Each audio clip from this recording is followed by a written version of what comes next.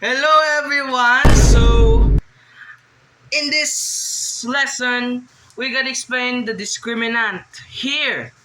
So, I have made my own examination, and in discriminant, it says in discriminant, you have to show the description of roots. So, all you have to do is memorize the formula of the discriminant. So, let's have this problem.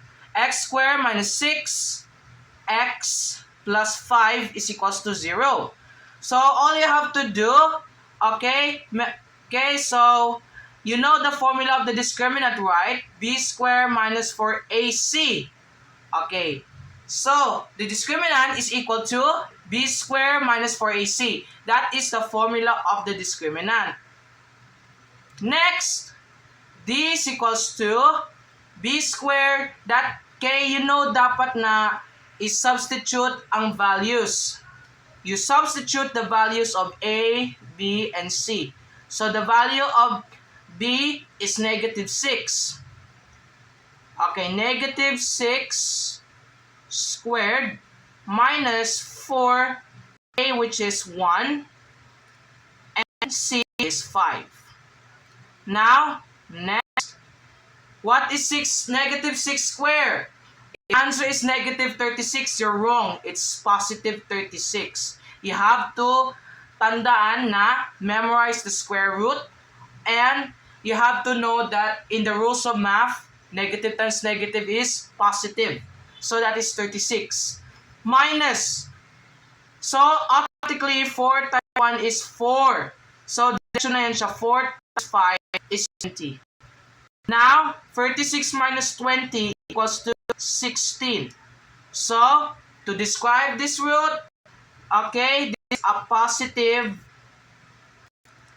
perfect square. It is a positive perfect square kasi positive siya and known as a perfect square number. The roots are real, rational, and unequal numbers. Okay? So simple, right? Now let's begin to our next problem. 2x squared plus 11x plus 12 is equals to 0. So the solution for that, you just have to memorize the formula of the discriminant. So discriminant, you know the formula of discriminant, right? You just have to substitute. So B, what is the value of B there? Is 11. 11 squared minus 4. The value of A is 2. And the C is 12. D is equals to, what is 11 squared? 121. You have to memorize the square roots. Okay? So during the examination, if you didn't know what is the square root of what number, then you're out of bad luck.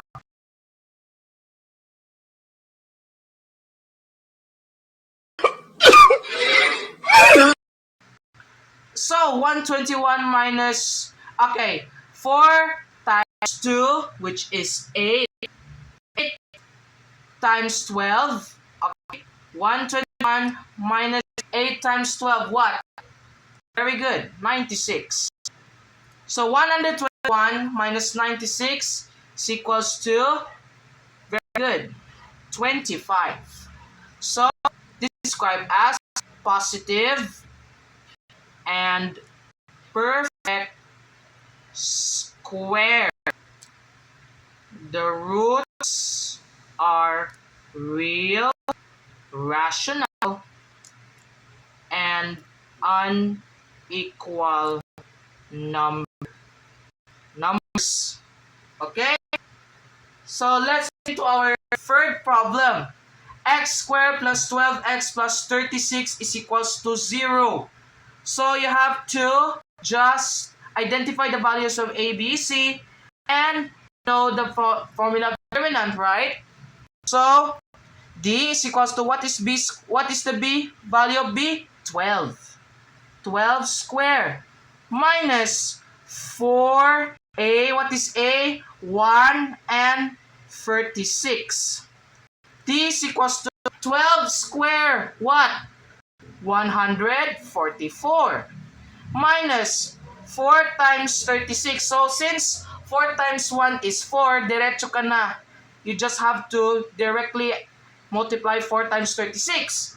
4 times 36 is equals to, okay, so it's equals to 144. So, 144 minus 144 is straightly answered to 0. So, it is described as, 0. The roots are real and equal number. Alright, so let's have a last problem here.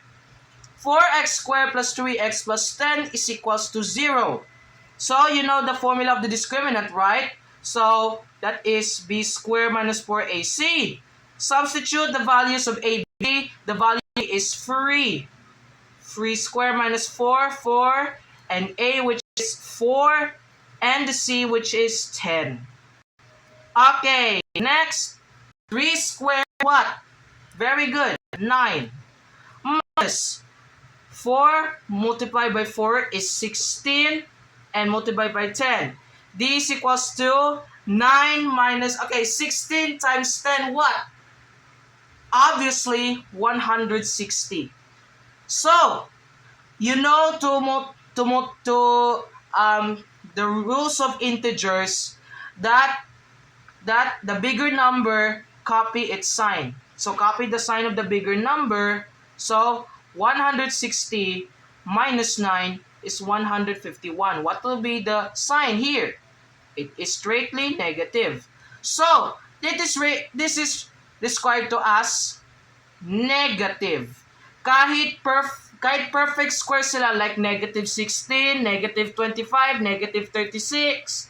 Okay, yan sila. They are still negative numbers. Ha? So, tandaan nyo yan.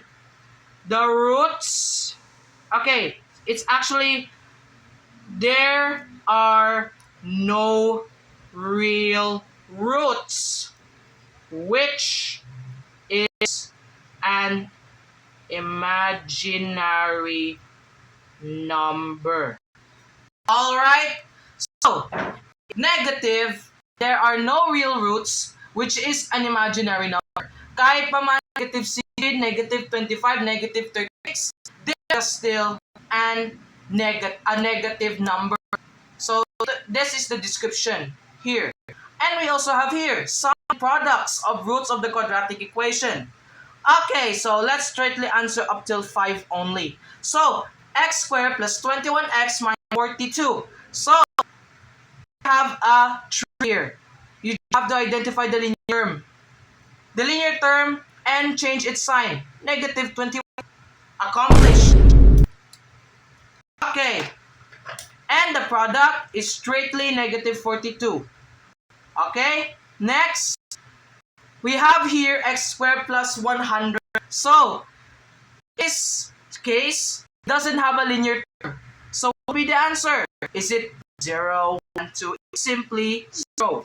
Because it didn't show the linear term. Okay? You know product rin, 100. Because it is showed that this is a constant term. So that is 100. X squared is equals to negative 5x plus 6. So, the question is the answer is negative 5? No. You just have to make it into a standard form. So, that will become x squared. Okay, x squared plus 5x minus 6 is equals to 0. And you now have to find its linear term.